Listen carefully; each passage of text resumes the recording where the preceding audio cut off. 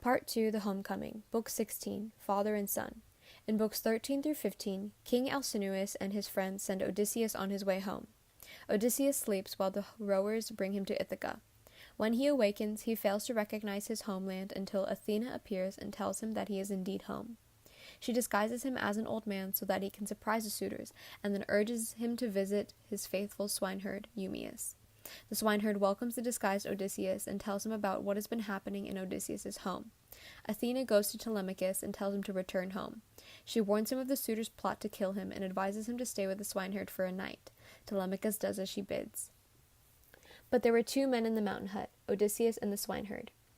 At first light, blowing their fire up, they cooked their breakfast and sent their lads out, driving herds to root in the tall timber. When Telemachus came, the wolvish troop of watchdogs only fawned on him as he advanced.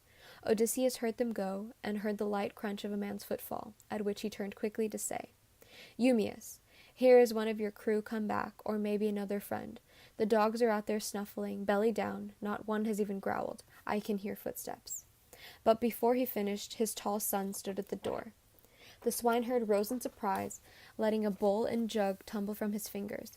Going forward, he kissed the young man's head, his shining eyes in both hands, while his own tears brimmed and fell. Think of a man whose dear and only son, born to him in exile, reared with labor, has lived 10 years abroad and now returns.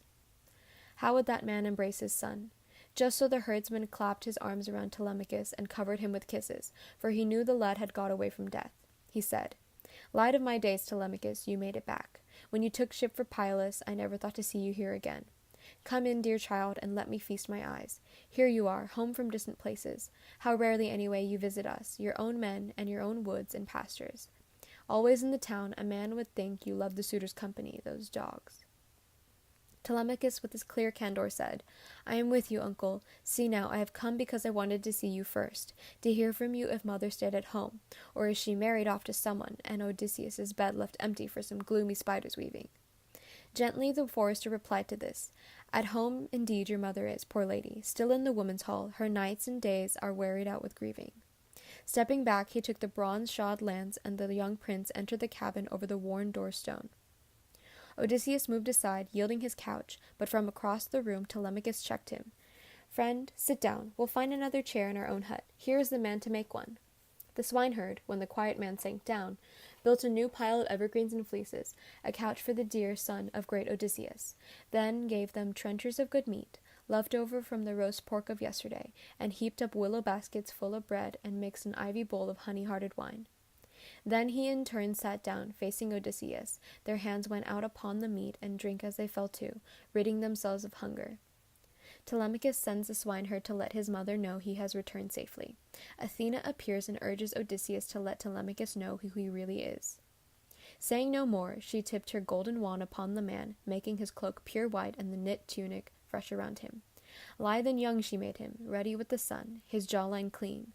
The beard no longer grew upon his chin, and she withdrew when she had done. Then Lord Odysseus reappeared, and his son was thunderstruck. Fear in his eyes, he looked down and away as though it were a god and whispered, "Stranger, you are no longer what you were just now. Your cloak is new, even your skin. You are one of the gods who rule the sweep of heaven. Be kind to us, we'll make you fair oblation and gifts of hammered gold. Have mercy on us." The noble and enduring man replied, "No god. Why take me for a god? No, no. I am that father whom your boyhood lacked and suffered pain for lack of. I am he." Held back too long, the tears ran down his cheeks as he embraced his son. Only Telemachus, uncomprehending, wild with incredulity, cried out, "You cannot be my father, Odysseus. Meddling spirits conceived this trick to twist the knife in me. No man of woman born could work these wonders by his own craft, unless a god came into it with ease to turn him young or old at will. I swear you were in rags and old, and here you stand like one of the immortals." Odysseus brought his ranging mind to bear and said, "This is not princely to be swept away by wonder at your father's presence. No other Odysseus will ever come, for he and I are one, the same. His bitter fortune and his wanderings are mine. 20 years gone, and I am back again on my own island." Then, throwing his arms around this marvel of a father, Telemachus began to weep. Salt tears rose from the wells of longing in both men, and cries burst from both as keen and fluttering as those of the great taloned hawk, whose nestlings farmers take before they fly. So helplessly they cried, pouring out tears, and might have gone on weeping so till sundown. Telemachus lets Odysseus know that they face more than 100 suitors. Odysseus tells Telemachus to return home. He will follow, still disguised as an old man, and Telemachus must pretend not to know him. He must also lock away Odysseus's weapons and armor.